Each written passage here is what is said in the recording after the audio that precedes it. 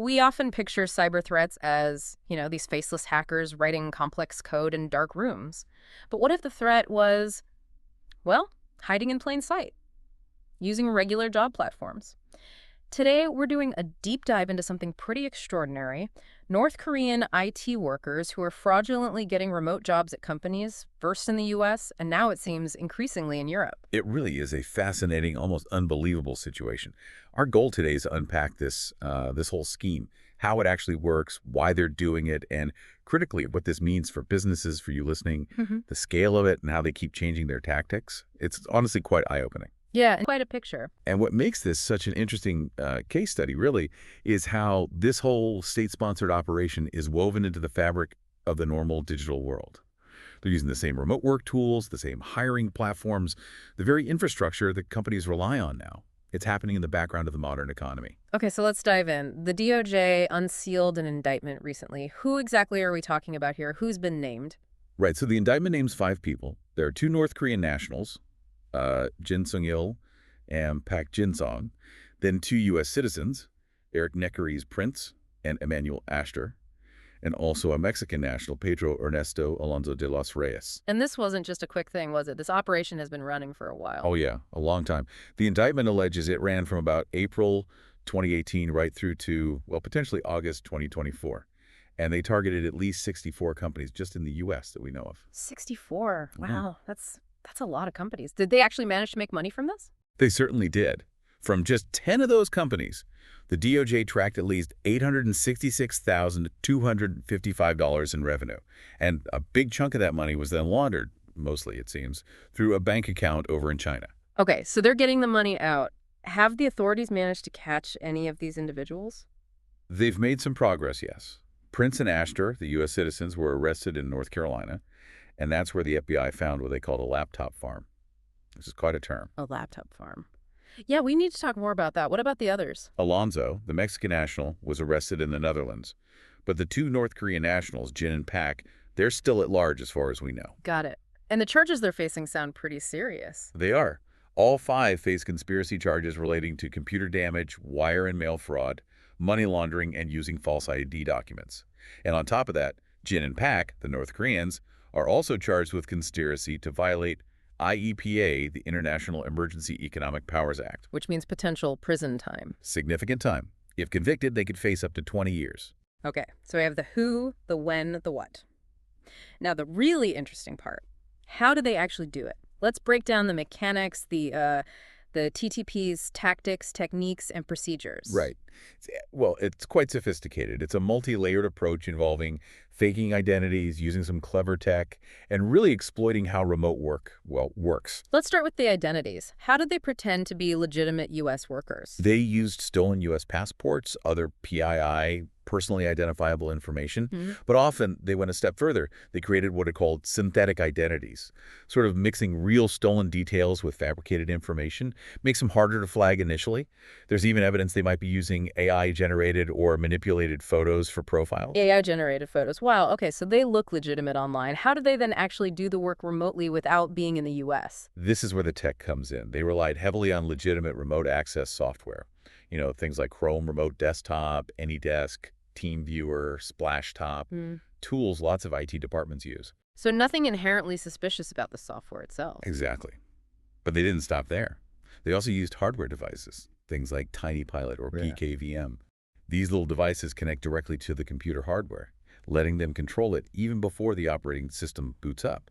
It can bypass certain software-based security checks. That's getting deep into the system and hiding their location. They obviously weren't logging in from Pyongyang. No, definitely not. They used a lot of network obfuscation, VPNs like Astral VPN, which is apparently popular in China, virtual private servers, proxy services, anything to mask their true origin, often making it look like they were connecting from somewhere plausible, maybe even within the U.S. or other countries. Okay, so fake identity, check.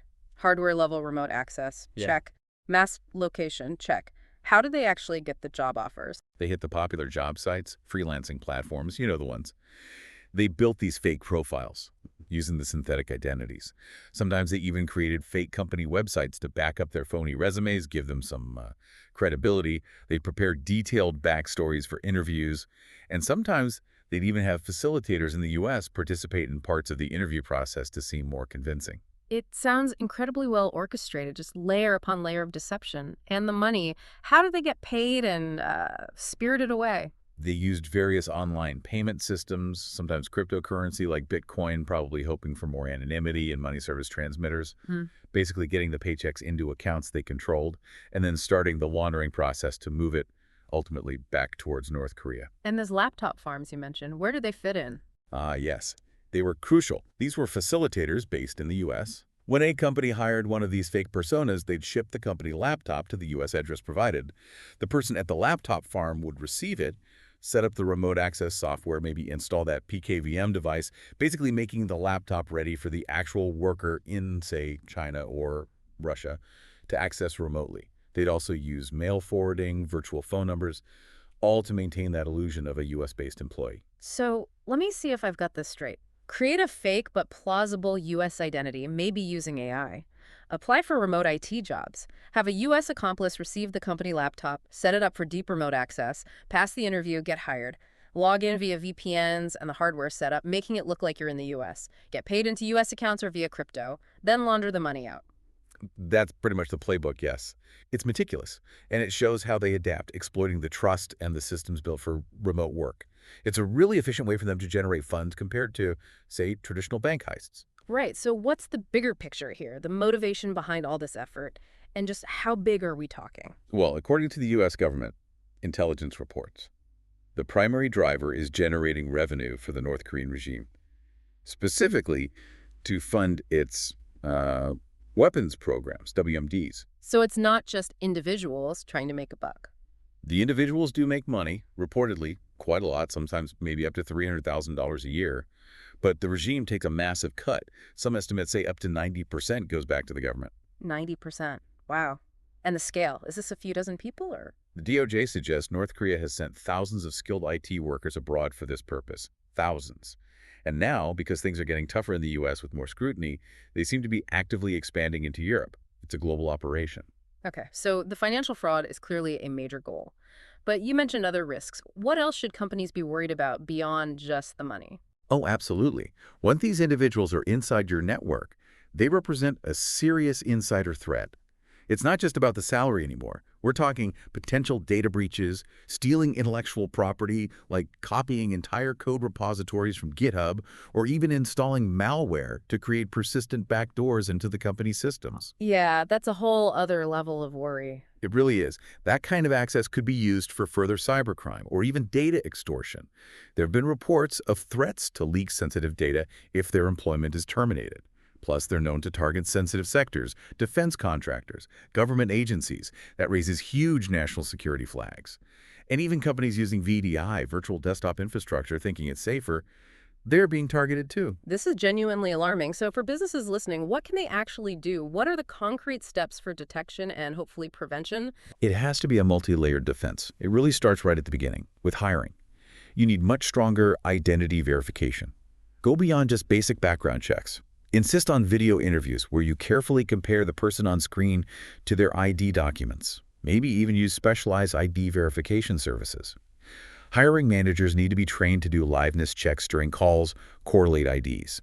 And if you use staffing firms, you need strict oversight or independent verification of their processes. You can't just trust that they've done it properly. Okay, so really nail down who you're hiring. What about after they're onboarded?